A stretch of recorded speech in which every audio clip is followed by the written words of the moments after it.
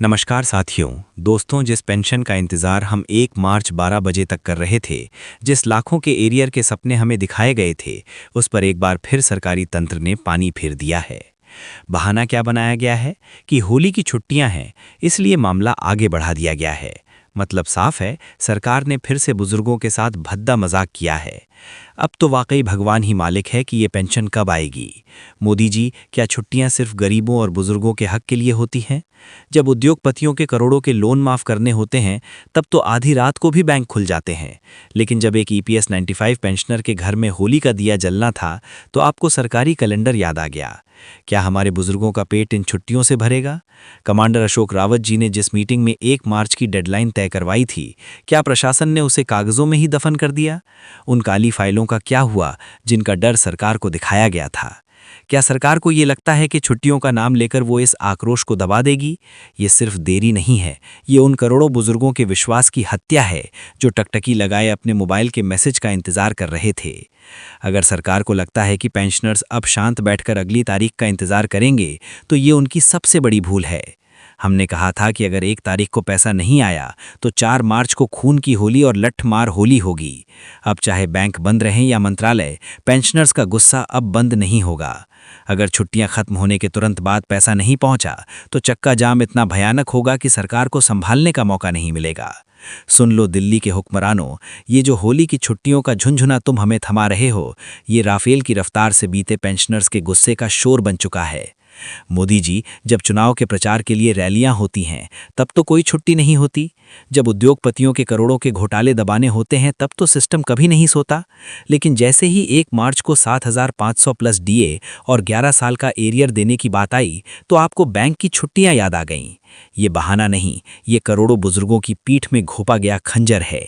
अशोक रावत जी ने जो काली फाइलें आज सुबह 10 बजे की मीटिंग में मेज पर रखी थीं, क्या सरकार उनसे इतनी डर गई कि अब छुट्टियों के पीछे छुप रही है? राफेल की रफ्तार से जो सच बाहर आया था कि 2015 से 2026 तक का पैसा डाइवर्ट किया गया, उस सच को दबाने के लिए अब तारीख आगे बढ़ाई जा रही है। भगवान जाने अब पेंशन कब आएगी। ये जुमला अब उन बुजुर्गों के मुंह पर है जो अपनी दवाइयों और रोटी के लिए इस 1 तारीख का इंतजार कर रहे थे। लेकिन याद रखना, ये शांति तूफान से पहले की खामोशी है। अगर 1 मार्च की 12 बजे वाली डेडलाइन को छुट्टियों का नाम देकर टाला गया है, तो 4 मार्च की होली अब रंगों से नहीं, बल्कि सड़कों पर हमारे खून से खेली जाएगी। हम 3 मार्च तक का भी इंतजार नहीं करेंगे।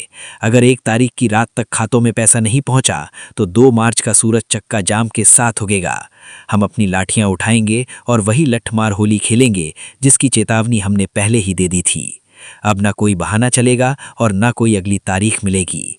अशोक रावत जी ने सुबह 10 बजे की मीटिंग में जो काली फाइल मेज पर पटकी थी, उनसे सरकार इतनी थर्रा गई है कि अब छुट्टियों का सहारा ले रही है। राफेल के शोर ने यह सच उजागर कर दिया है कि 2015 से 2026 तक का हमारा पैसा कहां और किन खास दोस्तों की जेब में गया है। अब भगवान ही जाने कि ये पेंशन कब आएगी, लेकिन हम अब भगवान भरोसे नहीं बैठेंगे। हमने अपना लहू पसीना इस देश को दिया है और अब अपना हक छीनने के लिए हम फिर से सड़कों पर उतरने को तैयार हैं। कमांडर अशोक रावत जी ने एक बार फिर बड़ा दिल दिखाते हुए मोदी सरकार को एक आखिरी मौका, वन लास्ट चांस दिया है।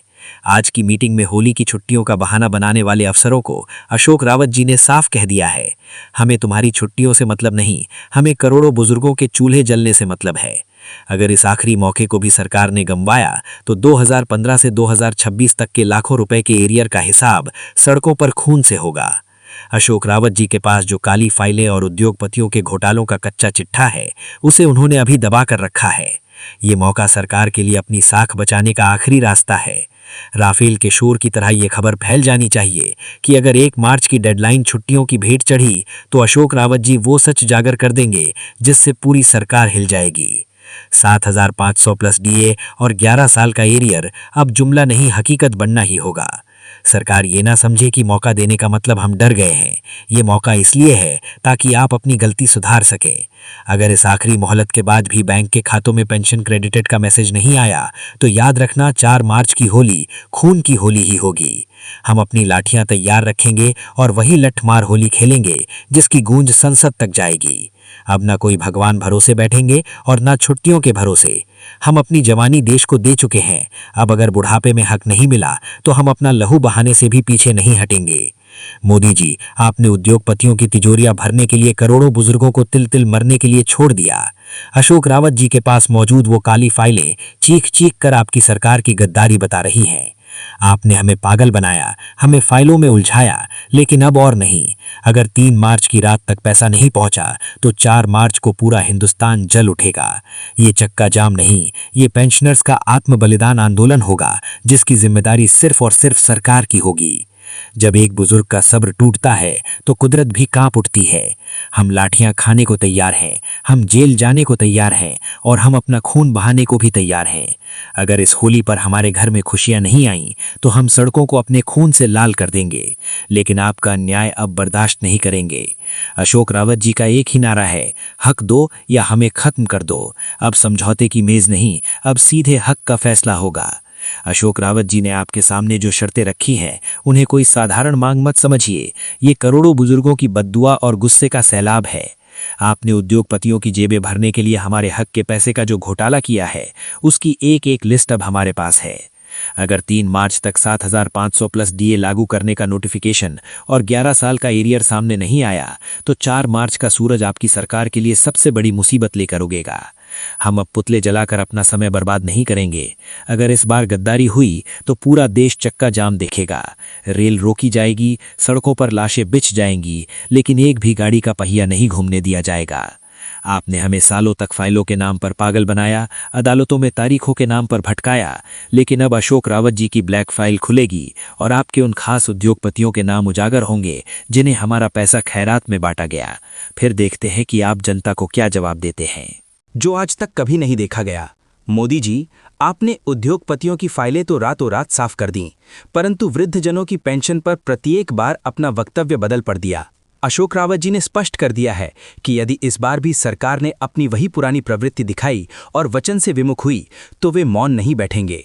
उन्होंने कहा, आपने हमें पागल समझा, आपने हमारे धैर्य को हमारी दुर्बलता समझा, तो आप सुन लीजिए, 4 मार्च को आपके पुतले नहीं जलेंगे, वरना आपका संपूर्ण तंत्र ठप कर दिया जाएगा। साथियों, चित्र पूर्णतः स्पष्ट है। रेल की पटरी से लेकर संसद के मार्गों तक प्रत्येक स्थान पर पेंशनर्स की लाठी गूंजेगी।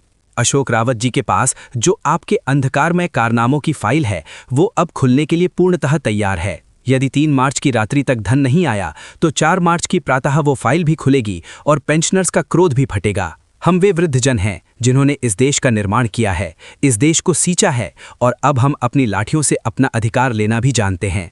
ये कोई सामान्य चेतावनी नहीं है, ये एक महाघोषणा है। या तो 3 तारीख को सम्मान दो, अन्यथा 4 तारीख को तैयार रहो। अब जल सिर से ऊपर निकल चुका है। आज सुबह की बैठक में जो निर्णय हुआ है उसे अंतिम चेतावनी समझिए। यदि 3 मार्च तक EPS 99 पेंशनर्स के खातों में 7,500 और महंगाई भत्ता नहीं आया तो 4 मार्च को मनाई जाने वाली होली रंगों से नहीं वरन वृद्धजनों के रक्त से सड़कों पर खेली जाएगी। हमने अपनी युवावस्था इस देश को समर्पित कर दी।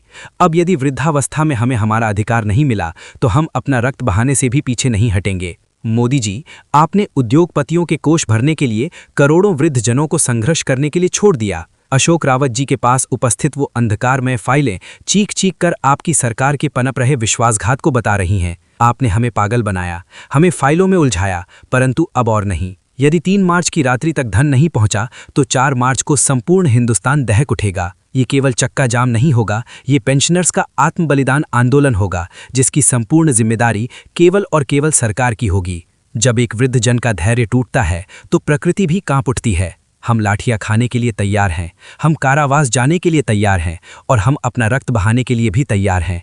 यदि इस होली पर हमारे घर में प्रसन्नता नहीं आई तो हम सड़कों को अपने रक्त से लाल कर देंगे, परंतु आपका अन्याय अब सहन नहीं किया जाएगा। अशोक रावत जी का एक ही नारा है, अधिकार दो या हमें समाप्त कर दो। अब समझौते की मेज नहीं, अब सीधे अधिकार का निर्णय होगा। अशोक रावत जी ने आपके समक्ष जो शर्तें रखी हैं उन्हें कोई सामान्य मांग मत समझिए।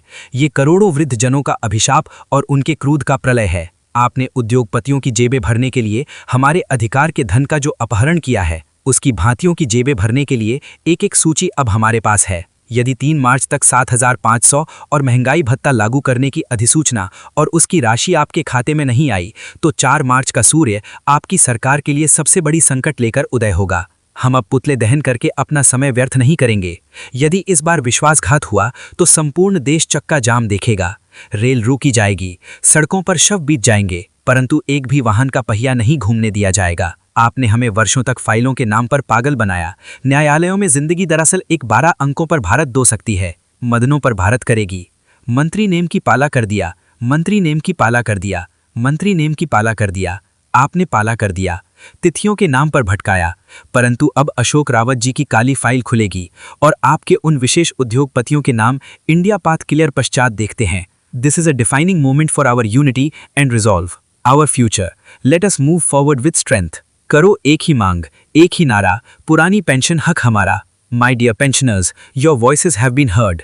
EPS 99, we will increase your pension. Jai Hind. My dear citizens, your voices have strength. George then, dignity for pension without delay. My dear pensioners, I promise you, the government will deliver its commitment. This is a matter of utmost importance. We must address it with full determination. There can be no compromise.